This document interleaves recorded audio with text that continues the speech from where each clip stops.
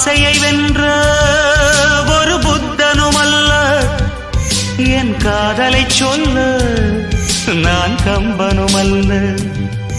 உன் காது கடித்தேன் நான் கனவினில் மெல்ல, இன்று கட்டி அணைத்தேன் இது கற்பனை அல்ல. அடிமனம் தவிக்கும் அடிக்கடி துடிக்கும் ஆசையை திறகிவிடு, இருவிழி மயங்கி இதழ்களில் இறங்கி உயிர் வரை பரவிவிடு. முத்தம் வழங்காது ரத்தம் அடங்க